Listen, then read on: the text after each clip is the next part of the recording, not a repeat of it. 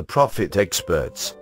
Do you know your retail store true shrinkage level or what your manager told you?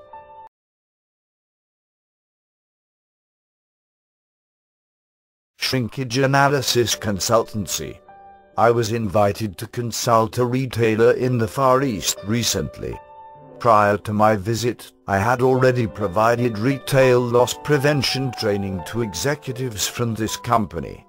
During our training session, when I asked them their shrinkage figure, I was told a figure that was way below the 2010 Retail Global Barometer report of 1.36.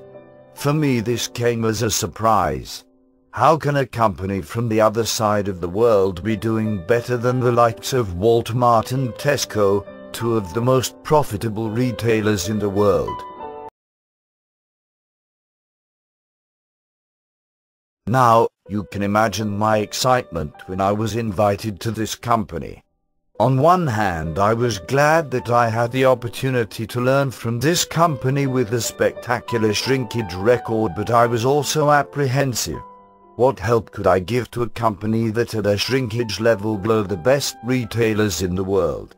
I arrived that morning, headed for my hotel, and did not even have time to sleep, just swallowed a loaf of bread and I was whisked away to the first store. As I was shown around the first store, I was impressed with the level of organization in the store. Goods were well displayed and neatly stacked, and the store was surprisingly cleaner than I expected for that part of the world.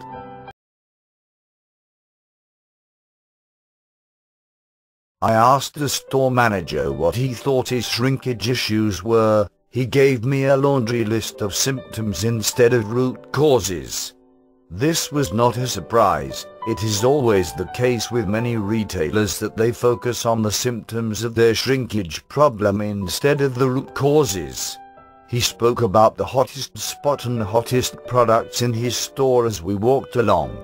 We completed the store tour and went into the back room, that too appeared surprisingly better organized than I expected.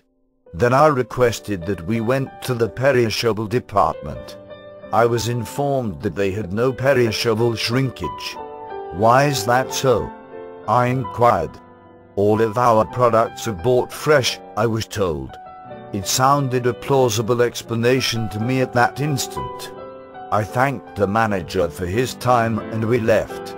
In the next store we went through similar process and I took note as I walked along. In this store I was also told that they had no perishable shrinkage.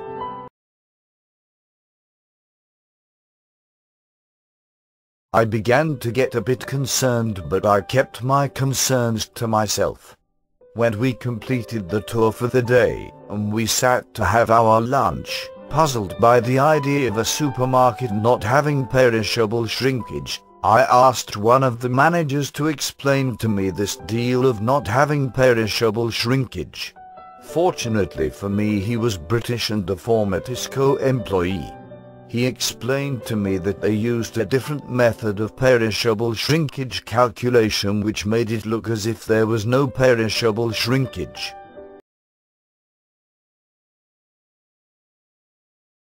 Wrong shrinkage calculation. Perishable accounts for about 8% of a supermarket's shrinkage.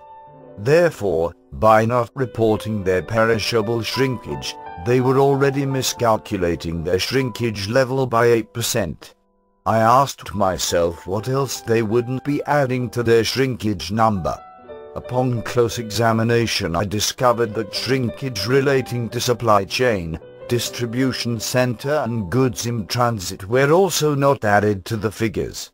And to make matters worse, their shrinkage was calculated using the true cost method instead of the retail value method, obscuring almost 30% from the figure. Many retailers, including many multinationals in the West, are calculating their shrinkage in the same manner, thereby obscuring the real figure. Getting shrinkage figures right is crucial for the survival of retail ventures because shrinkage is basically profit. Anytime a shoplifter walks out of a retail store with a candy, they are basically walking away with the retailer's profit.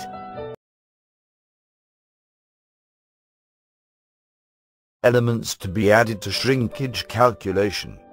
An accurate shrinkage calculation must take into account the following: known loss resulting from damage, expiration, administrative and accounting errors etc. Unknown loss resulting from shoplifting, employee theft, vendor theft etc. It must also take into account shrinkage resulting from supply chain, distribution center, goods in transit etc. Before I made the discovery in the company, all the middle managers were pleased with themselves, grinning from ear to ear.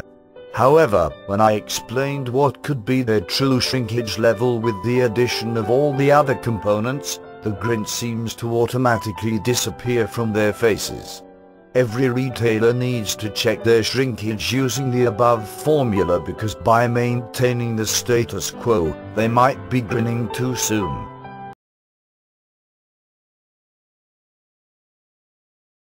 Thank you for watching. Join us at http://www.theprofitexperts.co.uk.